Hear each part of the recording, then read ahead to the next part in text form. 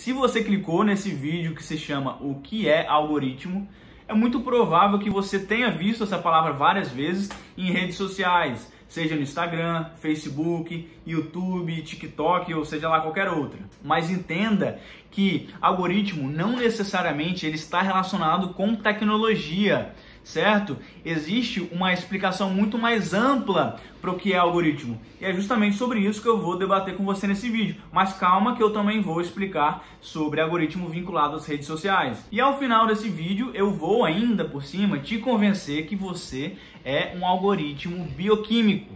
Eu e você, nós somos algoritmos bioquímicos. Parece confuso agora, mas logo vai ficar mais claro. Eu tenho certeza que você vai concordar comigo. Primeiro, vamos definir o que é algoritmo afinal. Para isso, eu vou utilizar o livro Homo Deus, do autor Yuval Harari, que é um dos pensadores mais influentes da atualidade.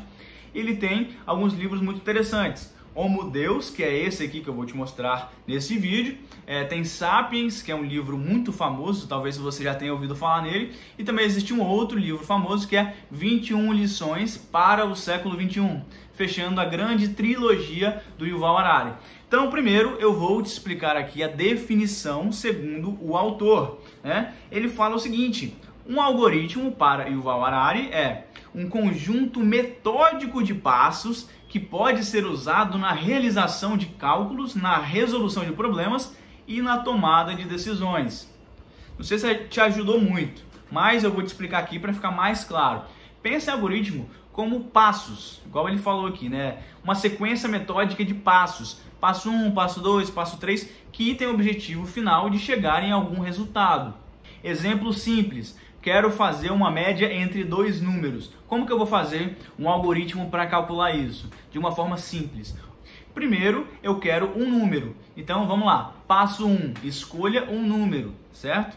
Passo 2, escolha outro número. Passo 3, some esses números. Passo 4, pegue a soma que você obteve no passo 3 e divida por 2. 4 passos, extremamente simples. E isso é um algoritmo, como eu falei, simples. Um outro algoritmo que não necessariamente tem a ver com cálculos matemáticos. Uma simples receita de bolo é um algoritmo. É uma sequência metódica de passos com o objetivo, de chegar no resultado final. Ok, agora que você entendeu o que é um algoritmo de uma forma mais global, de uma forma mais abrangente, vamos agora falar sobre redes sociais. Por exemplo, o Instagram. A gente ouve muito algoritmo relacionado ao Instagram. Basicamente, pensa você na cabeça do tio Zuckerberg, que é o dono do Facebook e também é o dono do Instagram. Qual é o objetivo dele? Ele quer conseguir discernir se um post de uma pessoa é relevante, se é bacana, se é legal ou se é ruim.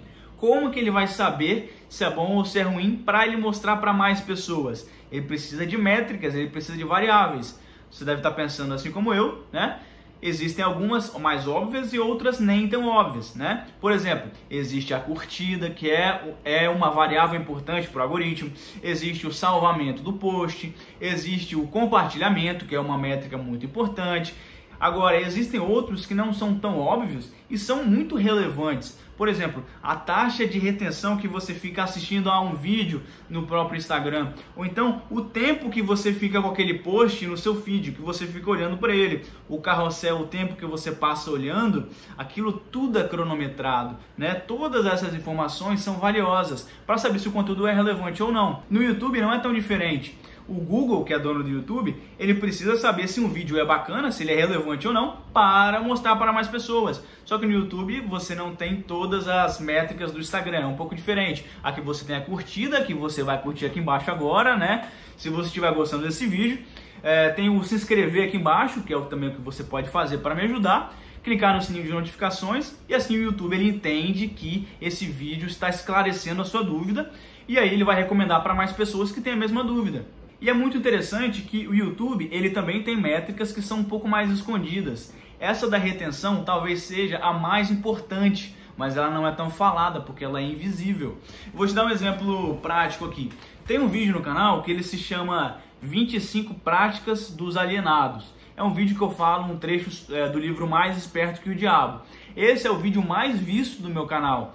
E aí se eu for fazer uma análise lá das métricas e tal, eu comecei a observar uma coisa interessante. Eu vi que a retenção daquele vídeo é altíssima se comparado com outros vídeos aqui do meu canal. Eu fiquei pensando, poxa, por que será? Será que é porque o pessoal gosta do Mais Esperto que o Diabo? Será que a thumbnail ficou muito boa? Eu me perguntei o que aquele vídeo tinha de diferente dos outros para a performance dele ter sido melhor. Aí eu fui perceber que o título dele tem lá 25 práticas dos alienados. O número 25 é interessante por mais de um fator. Primeiro porque os humanos, de forma geral, eles gostam de listas, né? Pessoas gostam de listas. Top 10 tal coisa, top 15 tal coisa, top 20 tal coisa.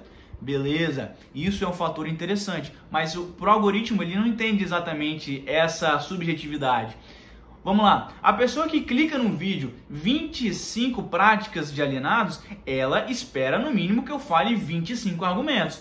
Então, naturalmente, se eu fizer um vídeo minimamente bom, a pessoa ela fica retida ao longo do tempo, porque ela já clicou consciente do que vai ter no vídeo, entendeu? Não é um vídeo aleatório que a pessoa vai ver um pouquinho e sai do nada, entendeu? Então, esse foi um site poderoso que eu tive, né? O algoritmo ele leva em consideração a retenção. E algumas pessoas, elas chegam no início do vídeo e falam assim, ó, você vai entender nesse vídeo aqui que nós somos algoritmos bioquímicos, né? Despertando a curiosidade do ouvinte e também fazendo ele ficar até o final para ver o vídeo todo. E você logo vai entender, não fica bravo comigo. Vou te dar um exemplo agora de como que o algoritmo ele pode ser usado, não necessariamente relacionando a tecnologia de machine learning ou inteligência artificial. Vamos ver um exemplo mais prático aqui, ó. Não sei se você já ouviu falar desse livro, Princípios, de Ray Dalio. Ele é um bilionário, dono de uma empresa chamada Bridgewater Associates, que é uma gestora de investimentos muito famosa, né? Esse daí é um dos caras mais ricos do mundo. E ele trata a empresa dele, né, o Ray Dalio, ele trata a empresa dele como se fosse uma máquina. E ele cita isso ao longo do livro, o tempo todo. Nesse livro ele fala um pouco sobre os princípios de vida dele, né, alguns conselhos, e fala sobre o princípio de trabalho. Aí é nesse princípio de trabalho que ele fala sobre essa parte da máquina. Ele pensa na organização dele como uma grande máquina de iteração, onde os processos eles têm que ser melhorados a todo o tempo. Então vamos lá, vamos colocar em exemplos concretos aqui para você entender como que existe um algoritmo para melhorar a sua empresa o tempo todo. Vou pegar aqui um outro livro para te dar um exemplo do Thales Gomes, fundador da EasyTaxi, né, uma startup muito famosa, não sei se vocês já ouviram falar há alguns anos atrás. Enfim, na contratação das pessoas, o Thales ele pega alguns critérios interessantes para analisar se o candidato é bom ou não. Então ele pega aqui alguns critérios, por exemplo, alinhamento com a cultura organizacional, alinhamento com a vaga, conhecimento técnico para a função e o potencial para formar sucessores que podem assumir a sua função. São 4 critérios, ele dá nota para esses critérios, depois ele faz uma média, certo? E aí os candidatos que obtêm as melhores notas, eles passam, né? E os candidatos que não são tão bons assim, eles não passam. Isso é um algoritmo simples, é uma média, né? Um pouquinho mais complexa do que aquela do exemplo que eu te dei de uma média entre 2 números, mas é um algoritmo simples que te ajuda a tomar decisões melhores. E tudo praticamente na empresa do Ray Dalio se baseia em algoritmos, em números, em cálculos. Então, por exemplo, eu posso associar, poxa, um determinado candidato teve 8 em tal critério, 7 em outro, 9 em outro. Beleza, ele foi contratado. Analisando esses números, depois a gente consegue correlacionar com o desempenho da pessoa. Então pensa, o funcionário foi bom, certo?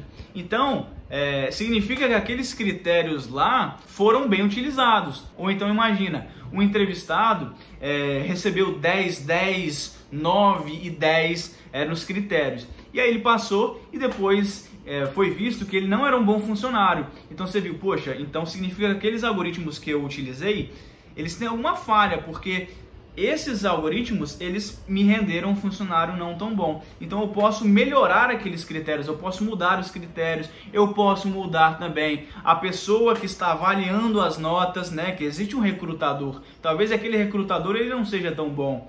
Então tudo baseando em métricas, em números, em cálculos. É assim que o Ray Dalio administra a empresa dele, sendo uma máquina iterativa sempre mudando para melhor.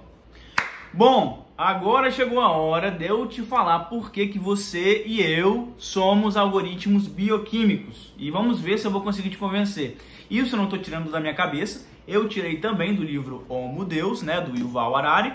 E vamos lá então, eu vou te explicar a partir de um exemplo.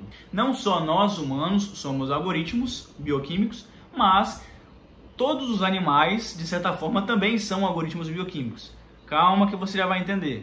Pensa em um macaco e um leão.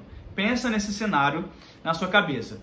Um macaco está vendo um leão a determinada distância e perto do leão existem bananas. E o macaco está com fome. Naquele momento, o macaco ele precisa tomar uma decisão, né? Ele precisa saber se ele vai pegar a macaca, ele vai pegar a banana ou se ele vai fugir do leão. Ele tem que tomar essa decisão. E existem diversas variáveis que influenciam essa tomada de decisão do macaco, que acontecem em segundos. Vou te dar exemplos e você vai concordar comigo, que são variáveis reais. Pensa só. A distância entre o cacho de bananas e o leão é uma informação importante. O fato do leão estar parecendo saciado ou faminto, isso também é uma informação relevante. Qual será que é a velocidade que o leão consegue correr? Qual é a velocidade que o macaco ele sente que ele consegue correr? Quantas bananas tem? Qual que é o tamanho das bananas? As bananas estão muito maduras ou pouco maduras? O macaco, eu falei para vocês que está com fome, mas será que essa fome compensa o risco de ir lá pegar a banana perto do leão? Tudo isso são variáveis que são calculadas de forma inconsciente por uma calculadora que é o nosso corpo. Quando eu digo calculadora, não precisa pensar nesse objeto aqui, né? Numa calculadora dessa forma. Mas o nosso corpo, ele faz contas. Agora, como que o nosso corpo faz essas contas? Né? Na prática, o que isso resulta? Né? O que essas variáveis implicam?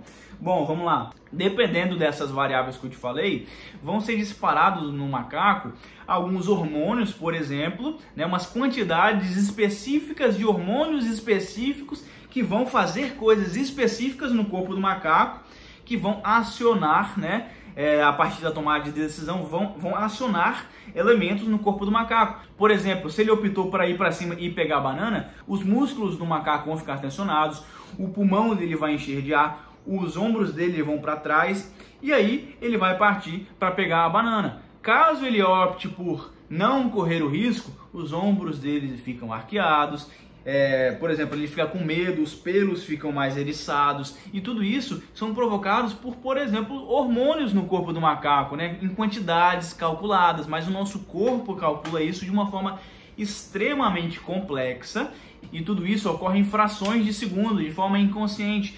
O macaco, ele não pega um papel, né, um caderno e começa a fazer contas aqui. Vamos lá, qual que é a distância, qual que é o delta S entre a minha posição e a posição do leão? Vamos lá, vamos calcular aqui qual que é o grau de saciedade do leão. Ele não faz essas contas num papel, mas tudo isso, né, está embutido na evolução, né, das espécies. Ao longo de milhões e milhões de anos, essa nossa calculadora foi evoluindo de certa forma que hoje nós somos um algoritmo bioquímico. Nós temos um passo a passo bioquímico no nosso corpo que toma decisões baseadas em variáveis. E é isso que eu queria falar para vocês hoje. Talvez tenha sido muita informação, mas cara, se você gostou do vídeo, já sabe, né? Vamos fortalecer o algoritmo? Vamos? Clica no like, se inscreve no canal caso não seja, e até a próxima.